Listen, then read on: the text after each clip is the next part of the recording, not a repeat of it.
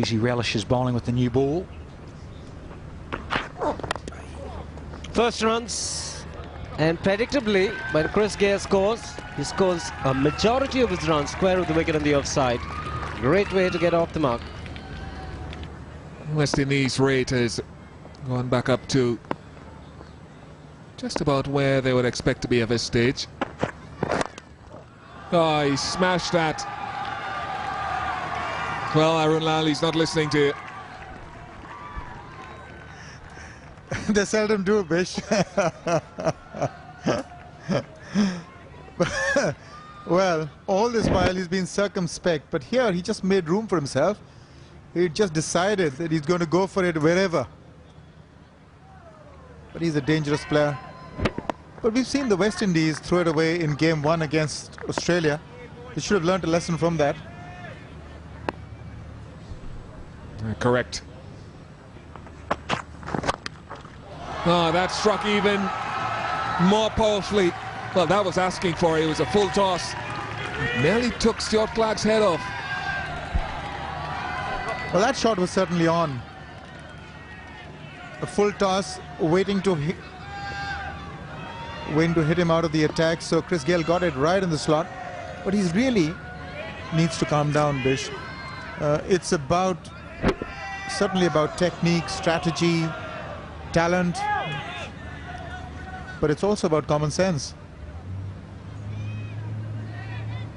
He's suddenly started and shifted gears now. Chris Gale really needs to stay in there because he's now well set. Can easily up the scoring rate should it be required later on.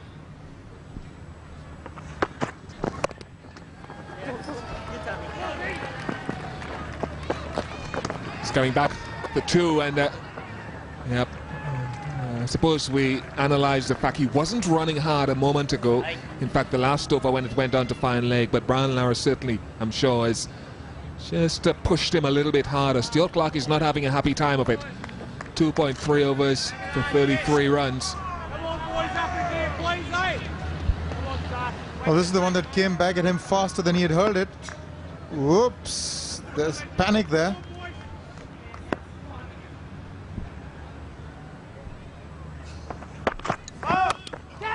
That's going to go all the way for 6. It's a no ball as well. Not for the first time from Stuart Clark either. Well, Clark is having a horrific time. 3 no balls in the last over. It had gone for 17, that one. He's already gone for 17 here. 4-4, 2-6 on a no ball. 17 runs. Now, again, getting that front foot out of the way. He's just decided that Stuart Clark has got to go. Wow, what a powerful hit that was.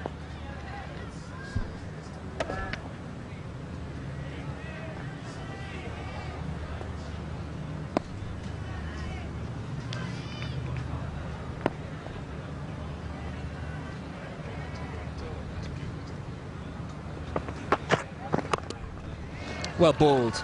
Good comeback, and it's more in keeping with the area that Stuart Clark, I suppose, needs to be hitting. Some of his shots, though, 1 or 2 of them have been, I suppose, unorthodox, and you expect that from Chris Gale, so it really demands the greatest discipline from the bowler and courage. Unorthodox and predetermined, I'd add. But he's very good at it, especially in these field restriction overs. Oh, well.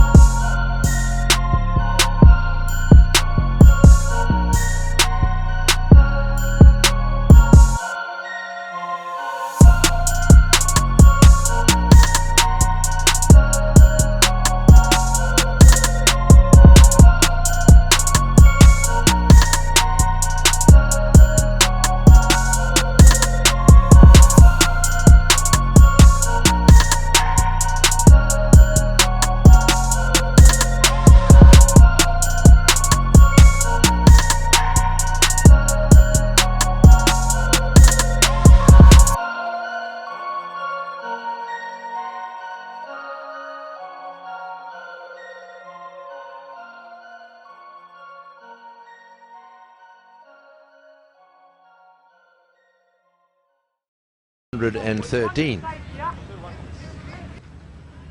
Then you might have an idea who's going to get through to the final. Well, that's been played fine and is run away. Perfectly directed. Just using the pace of the delivery. Getting 4 for it. But coming back to that, it's certain that the team that wins today has qualified, so there's no real threat to them today, and it, from all counts, at the moment appears to be the West Indies. In that eventuality, India will then have to down Australia. Even if they don't win against the West Indies.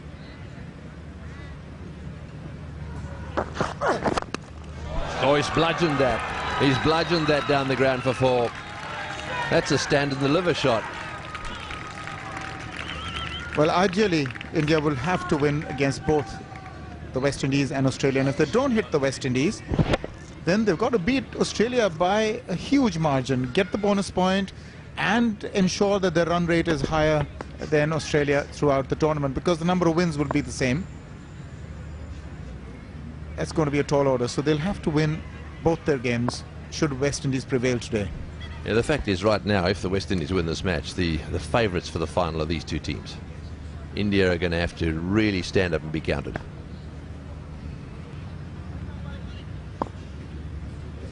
So Watson has taken over. In the air and out. Short delivery, and well, I got to say that in the normal course of events that would have ended up in the stand. It was obviously onto him just a little bit quicker than he anticipated, and that's the end of him. It's not normally the place you'd bowl to, Gale. Definitely not in a power play over. It was short, it was destined to go over the ropes, but let's say if it wasn't for the power play, that fielder wouldn't have been there either.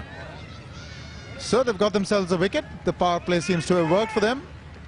Is this the start of something that's about to happen for Australia? We'll wait and watch. For the moment, 79 to Gale. He walks back in just 93 deliveries. It's 195 for 3.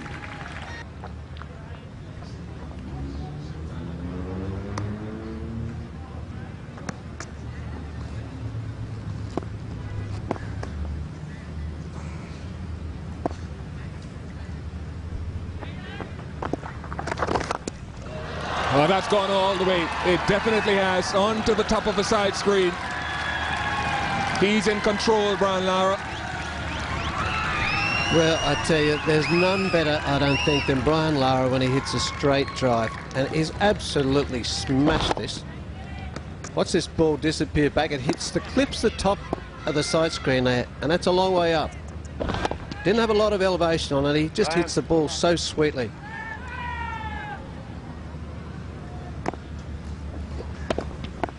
Didn't get to the pitch of the ball either. It had a little bit of turn on it. Quicker ball there, the dart from Cullen. Pretty good line, Bud, wasn't it, when you look from the front?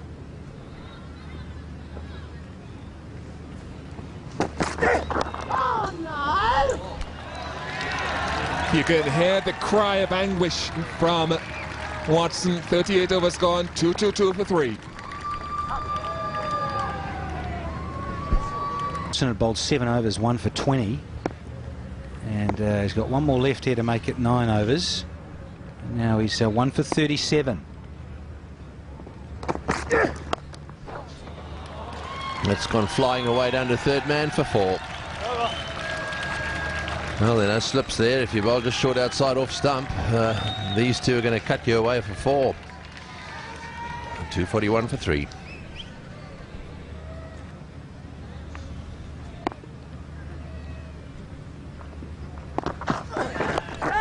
Oh, and that's hit him on the head. That's hit him on the crash helmet, I think. No, he's given him out. Well, that's a bit of a blow. No, I was sure that hit the crash helmet, but it must have hit the back of the bat. A strange one. I think he's got through the shot here too early. Round the wicket lead, banged it in. Yeah, it's off the back of the bat, where the stickers are.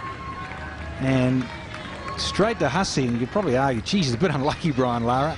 Could have gone fine, could have gone a bit wider. he has to depart. The old Aussie Devils number, 87. 2:42 for 4 now.